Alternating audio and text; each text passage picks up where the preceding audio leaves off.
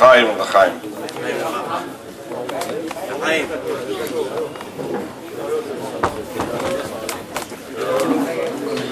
Décompter, c'est peut-être un peu plus difficile lorsque on demande de dire quelques mots vers la fin. Mais de notre côté, on ne va pas être Messarev. C'est un grand scout d'être Mishtatef au Fabringen, pour dar de Teves. Alors, avec votre permission, je vais essayer d'abord de répondre à la question que le Rav Shlita a demandé tout à l'heure. À propos de Tanya Perek Yud Gimel. B'derech Efshar. L'Admor HaZaken explique dans le Tanya, enfin ça s'adresse à toi un petit peu. L'Admor HaZaken explique dans le Tanya qu'il y a 3 types de juifs. Il y a les juifs, le Bnei Israël, qui sont appelés des tzadikim. De l'autre extrême, il y a le Bnei Israël, qui sont appelés dans l'autre sens. Puis il y a au milieu ceux qui sont appelés les Bénonim, les juifs, le Bnei Israël intermédiaire. Et l'Admor HaZaken y pose comme principe, depuis le début du Tanya, que c'est lui qui est Benoni, qui est intermédiaire, donc il n'est pas dans le côté opposé, c'est que forcément, il n'a rien à se reprocher au niveau concret. Comme Rav Tayeb l'appelait, l'extérieur, la forme, le gestuel. Mais qu'Admor HaZaken appelle quelqu'un qui respecte le Shulchan Aruch à la lettre, en action, en parole et en pensée. Si jamais, même de temps en temps, il peut faillir dans ces 3 domaines concrets de la vie de tous les jours, il ne mérite plus de s'appeler Benoni. Même en dehors du moment où, chas v'shalom, ça peut m'arriver, je parle de moi, de faire quelque chose qu'il ne faut pas. Ce que le Chassidim disait, Halvai en Benoni de Tanya, que arrivé au niveau de Benoni, contrairement à ce que les gens pensent qu'un Benoni c'est quelqu'un qui a 51% de bonnes actions et 49% de l'autre sens, ben le Benoni de Tanya, c'est quelqu'un qui a 100% de bonnes actions et 0% de l'autre sens. Alors, quelle est la différence entre un tzaddik et un Benoni? Qu'est-ce que le tzaddik il a en plus? Le tzaddik il a en plus, c'est que non seulement il respecte le Shulchan Aruch concrètement, en action, en parole et en pensée, mais son mehout, sa personnalité profonde, qui il est, c'est son nefesh ha'elokit. Car comme on l'a mentionné tout à l'heure, le combat de nefesh ha'elokit, c'est bien plus que pour le respect du Shulchan Aruch, c'est pour métamorphoser le mehout, la personnalité de l'homme, que ce soit un homme divin. Un homme, dans sa personnalité profonde, son instinct, c'est le nefesh ha'elokit. Ça, c'est le tzaddik. Que se passe-t-il pour le Benoni? Le Benoni, l'Admor HaZaken dit, il est ambivalent. Au moment de la tfila, s'il fait une bonne tfila, avec une bonne ferveur, un bel élan, beaucoup de chaleur, beaucoup d'engagement, beaucoup de sensibilité, pendant la tfila, il est complètement enflammé, il a une seule chose en tête, être proche d'Hachem. Mais après la tfila, cette flamme n'est plus perceptible, n'est plus présente, et le Yetzer Hara peut non seulement dire « moi aussi j'existe », mais il peut même lui souffler des idées à commettre des choses interdites. Et pourtant, ce même Benoni, jamais lo avar avira miyamav velo yavor leolam. Même pas une fois par an, il lui arrive à faillir au respect strict de Shulchan Aruch. C'est miraculeux. C'est pas un tzaddik, c'est quelqu'un qui a les mêmes envies, les mêmes impulsions, les mêmes désirs qu'un tout un chacun. Et comment ça se fait que jamais, même au dehors de la tfila, il lui arrive à avoir une petite mauvaise pensée pour faire un mal à un tel, ou pour faire ceci, ou pour suivre l'instinct de Yetzer Hara qui lui pourtant, il est bien en éveil au dehors du temps de la tfila. C'est miraculeux. Il a vraiment une tentation d'aller dans le sens opposé, chose que le tzaddik n'a plus cette tentation. Et pourtant il arrive à 100% hermétique. Là, l'Admor HaZaken explique dans le Perek Yud Gimel que le fait que pendant la tfila, il éveille son nefesh ha'elokit, puisque pendant la tfila, il a le sentiment comme un tzaddik, il se sent proche d'Hachem. Ce nefesh ha'elokit, cette étincelle divine qu'il a en son nefesh ha'elokit, vient en secours de son Yetzer Tov pour dire au Yetzer Hara, j'ai pas réussi encore à t'éliminer, à t'affaiblir, même partiellement.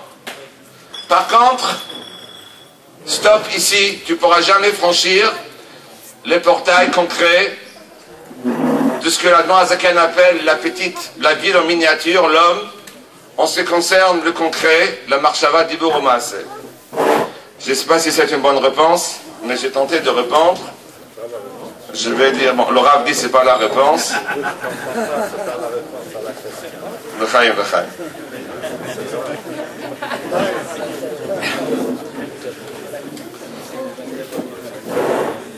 Vous savez qu'il y a un marzor de Nusach de Pologne, où il est marqué, un marzor de Rosh Hashanah Kippour. C'est marqué Nachon lasot avira ktana lifnei yom HaKippurim. Je vous dis ça, c'est vrai, c'est vraiment imprimé, mais vraiment ça nous prête à sourire. Il est dit qu'il est conseillé de faire un petit péché avant Yom Kippour. Lorsqu'on va faire Al-Chet Yom Kippour, que ça n'apparaît pas comme étant un sheker, un mensonge. Ça veut dire que des gens puissent imaginer qu'ils sont tellement parfaits que jamais ils commettent quelque chose de reprochable, au point qu'il faut faire exprès quelque chose la veille de Kippour, pour que ça ne puisse pas apparaître comme Chas v'Shalom, il dit une chose qui ne soit pas vraie. Ceci étant,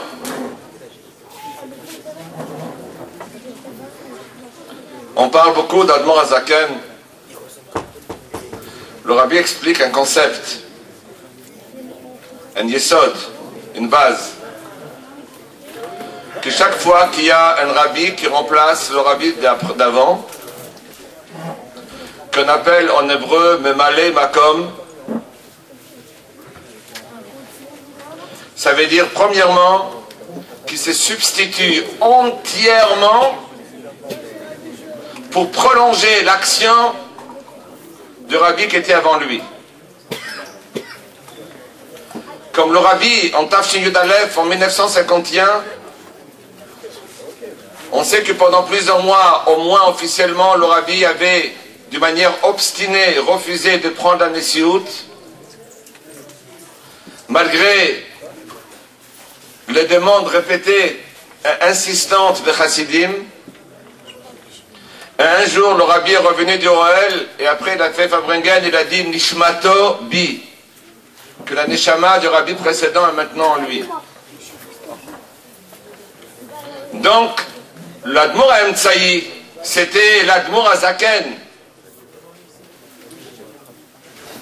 tel qu'il a continué son action à travers l'Admour Haïm-Tsaï. Ainsi de suite pour le Rabbi Tzemar Tzedek, pour le Rabbi Marash, pour le Rabbi Rachab, pour le Rabbi précédent et pour notre Rabbi. Ça c'est le Memalé Makom. Et ça c'est le numéro 1. Et numéro 2, explique le Rabbi, que chaque Memalé Makom, en plus que le Memalé Makom,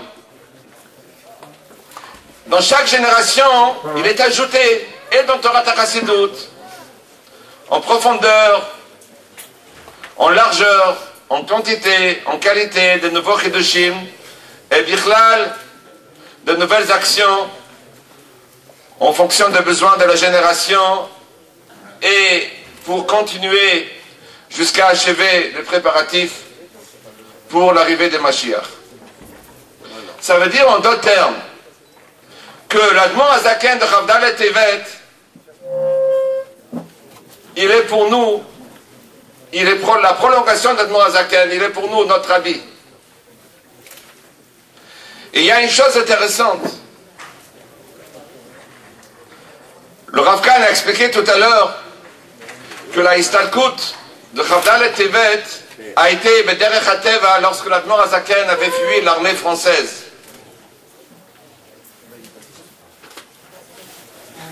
En quelque sorte, l'Admor Hazaken, pour pouvoir diffuser et fonder le mouvement Chabad, c'est connu que c'était sa fille Dvorah qui a vu qu'il y avait malheureusement un grand kitrouk Bashamaim contre la diffusion de la Chassidut. Elle a fait jurer 3 Chassidim que elle va faire Messirut Nefesh, elle donne sa vie à son père, l'Admor Hazaken. Et quelques jours après, c'était la maman de Tzemar Tzedek. Et quelques jours après, elle était Mistanaket. Et l'Admor Hazaken s'est exprimé à plusieurs reprises que c'est grâce à elle qu'il lui, il est resté non seulement en vie physique, mais il lui a été autorisé d'accomplir la shlichut de sa neshama. Aujourd'hui, qu'est-ce que ça se passe? Non seulement on est fui par la France, le Rabbi envoie des shluchim en France, le Rabbi explique que Tzorfat, la France, c'est la même lettre que Paratzda, c'est la même valeur numérique que 770. Aujourd'hui, c'est devenu un centre de Torah. Comme le Rabbi dit qu'il n'a plus besoin qu'on amène des hashpaot de l'extérieur. La France est devenue elle-même un centre de diffusion, de rayonnement de la Torah et des mitzvot, de la Kedusha, des Torahot pour le Gilui HaMashiach Bekarov, pour la Hitgalou du Rabbi Bekarov. Amen. Je crois qu'aujourd'hui, ce qui est important, c'est de souligner cela. Que l'Admor Hazaken a fait Messirut Nefesh de sa propre personne pour que la France perde la guerre de Napoléon. Mais plusieurs générations après, grâce à l'action de plusieurs générations de rabbéim, à partir de Rabbi Marash, il était devenu un pays, la France est devenue un pays qu'on peut visiter, où on peut séjourner. Et notre Rabbi et la rabbinite, ils y ont séjourné plusieurs années durant,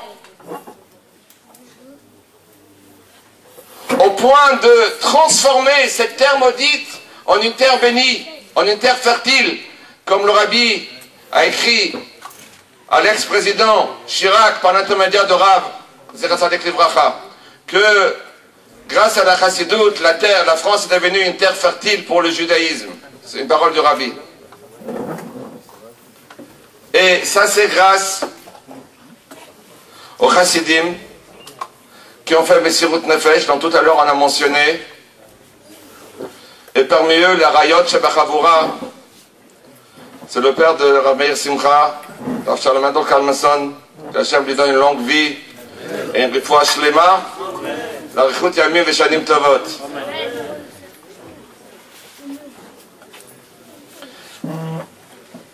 c'est pas le moment de parler des autres mosdot, puisqu'on sait que la mitzvah, partout mena mitzvah. Et donc, lorsqu'on parle d'En Mossad, du Rabbi, ça comprend tous les mosdot. Mais je voudrais partager avec vous une petite anecdote. C'était bien après Tafshin Nun Daled, bien après Gimel Tammuz. Le Rav Pevzner, Zecher Tzadik Livracha, comme c'était avec la première grande école Sinaï, on est parti chez le Rabbi avec la maquette. Il a dit, pour chaque nouvelle construction, on fait comme avant. On part avec la maquette, avec une équipe, on rentre dans le Cheder Yechidut, on offre au Rabbi la clé, etc. Et même les responsables, ils ont accepté que les maquettes de différentes écoles soient posées dans la bibliothèque du Rabbi, comme le Rabbi lui-même a demandé pour la première. Et notamment, comme pour la première, on a organisé 770 un grand Melavi Malka. Et mon père, le Rav, il a invité plusieurs chassidim qu'il connaissait, dont un chassid que je ne vais pas mentionner son nom, qui par ailleurs, il a pas mal d'argent, c'est quelqu'un qui est aussi dans le business. Il a dit au Rav, vous êtes venu ici pour le Gashmiyut ou pour la Rouchaniyut? C'est-à-dire, vous êtes venu ici pour ramasser de l'argent ou vous êtes venu ici pour prendre la bracha? Et mon père lui dit, la vérité, non.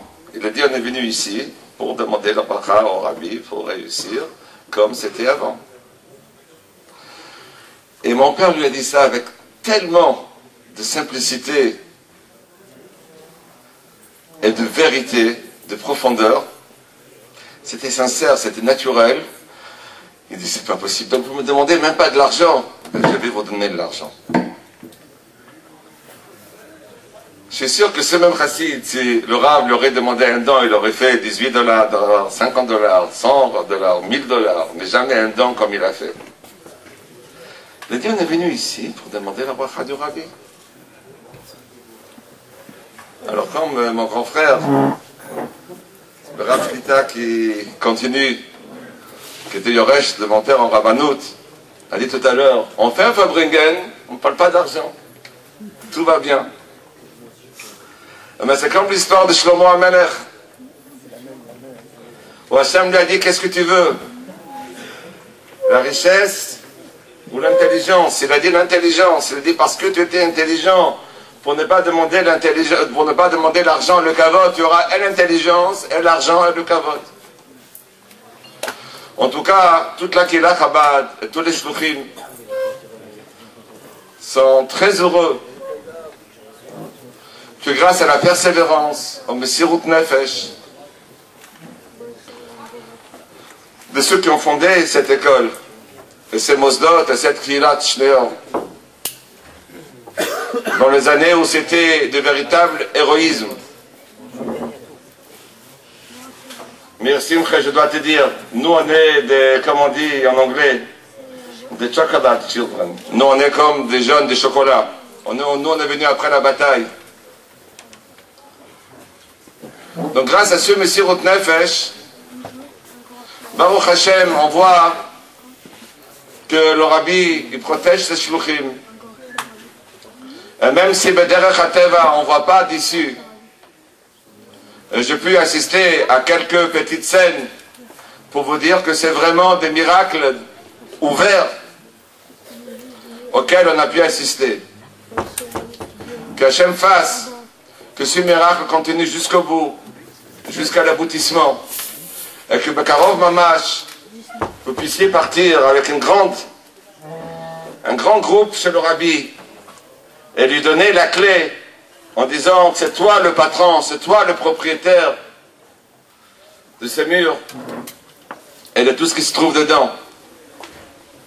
Et que, comme on a dit tout à l'heure, on sait que la mitzvah, pas tout mais la mitzvah, parce que toutes les mitzvot sont liées profondément entre elles, que ça mène aussi une Yeshua pour que tous les murs que le Rabbi a construits de par le monde, et en particulier à Paris, soient ouvertement Begaloui dans sa reshut, dans le reshut de ses shluchim, et qu'il y ait vraiment un Didan Atzach Kipshuto pour tous les Mosdot et pour tous les Shluchim, qu'ils soient tous en bonne santé et qu'ils voient dans leur propre famille, y compris dans leurs besoins personnels, Boni Chayi ou Mezeini Revichi ou que Kunam Revichi, et que la France soit la première avec tous ces chassidim pour danser Bekarov Mamash Likrat Mashiach Tzidkeinu L'chaim, l'chaim, l'chaim ולברכה.